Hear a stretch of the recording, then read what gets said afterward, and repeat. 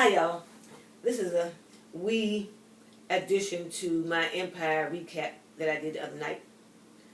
Now, we saw the red bottom shoe reveal when Rhonda and Boo Boo Kitty were sitting together on the sofa. And then Rhonda had her flashback about the red bottoms going out the door when she was at the bottom of the steps. And they looked just like the shoes that Boo Boo Kitty was wearing when she crossed her leg on that sofa sitting with Rhonda. However, they could put a trick bag in there, y'all, and trick us, because it could be somebody else wearing the same type of shoe, because they didn't just make one damn pair, the one that Boo Boo had on. So we have to keep that in mind. But I do believe it was Boo Boo, and I think most folks believe the same thing. So the thing is, what it might turn out to be is that Boo Boo Kitty maybe having a baby doing a jailhouse rock. And so I guess if that happens, if she has the baby up in the slammer, then the lions are going to probably raise the baby unless her mother does a custody battle for the baby and whatnot. So that's going to be a serious straight up trip. And we might have to wait until next season, because you know how they do. And I don't know what's going on with Portia, but that little sit down that she had with Carl at that table at the function when the family was singing, she made a statement. At first I didn't hear everything she said clearly, but I looked at it again. And she said to Carol, I would be jealous if my sister had everything and I had nothing. And then she left Carol sitting there like her face wanted to drop for real. She was quite disturbed, and it was obvious on her face.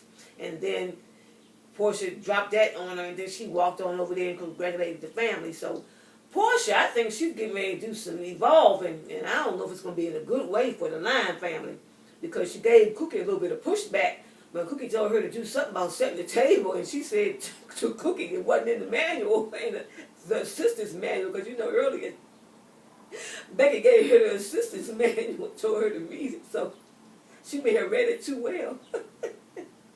She told Cookie what Cookie had told her to do wasn't in the manual, and Cookie asked her if she wanted a demotion, and she altered her landscape, but then she did tell Cookie she was going to do it this time or something like that. So she kind of like bucked that Cookie, and I don't know how that's going to fly, because Cookie don't play that shit. And but then again, Portia came, I think, from the hood. It looked like she came from the hood anyway, and so she might not be taking on too much more favorably Cookie dissing her like she has been doing most of both of these seasons. And sometimes I did feel kind of sorry for Portia in regards to how Cookie stepped to her or said certain things her way. So I don't have an issue with Portia giving some pushback to an extent, but she better watch what the fuck she's doing. But then again, she might come up with something to blackmail Cookie, because she got some awareness about those skeletons in Cookie's closet. So she might, I don't know. Because, at one point, Boo Boo Kitty asked, what's her name, Portia, if she wanted to switch sides, and Portia was on the elevator, and she kind of gave her some consideration, but she ended up staying on Team Cookie. But, shoot, she might be making some modifications, and I don't know how that, she must be end up sleeping with the fishes. I don't know. And on my earlier recap, I had said when Thirsty was in the car with Hopper the reporter, I had mentioned that the reporter had made some expression about a camera being there. I was wrong. When I watched it again, that was in error. So she didn't notice anything about a camera. But what had happened was she said to Thirsty, asked him was she going to kill him, and he made the reply to her. But then after she got abducted by the two goons out there in the darkness, there was a camera that showed up on the scene. The camera flashed, the scene flashed to the camera above, and Thirsty's likely not aware of it, which he should be, because these days they got cameras damn near everywhere, so ain't no escaping being filmed for the most part in society these days, so he should have made accountability for that. So Thirsty done slipped, and so he may be sipping up in the big house, giving out legal advice to his fellow comrades in the penitentiary. Woo! What y'all gonna do about that Thursday? I don't know how they gonna get out that camera view. What the hell? But then, if it all comes out in the open and gets exposed, Thirsty probably won't throw Lucius under the bus, because we know Lucius sent him as the henchman to do that shit. But if you don't implicate Lucius, Lucius may be off the hook, and he might not be a snitch bitch. Thirsty, so maybe he'll do some time and Lucius will pay him off or whatever. Who the hell knows? Anyway, plus we got Harper's damn shoe out there on the sidewalk, so Thirsty didn't notice that either, I don't think. So I guess they might have some toe prints.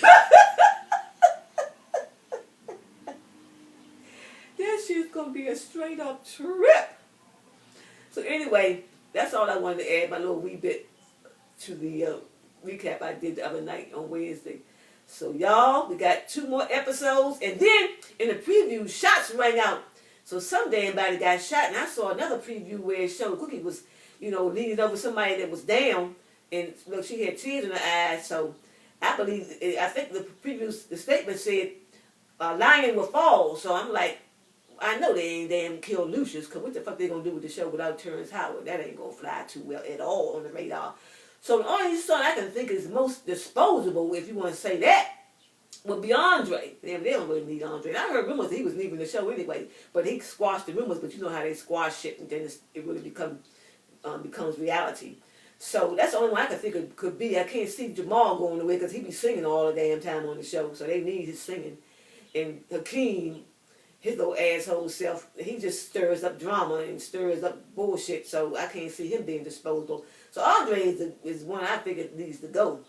If somebody is down, I would believe it would be Andre, but then what's going to happen to Rhonda? I don't know, she's disposable too. Shit, both of them can go for real. Maybe they'll keep her on as fashion designer. Anyway, I really won't miss Andre. I like him and everything, but if I had to get rid of any of the brothers, he'd be the first pick. Some folks agree, some don't, but this is my perspective, and we all have one, So thank y'all for listening. Bye now.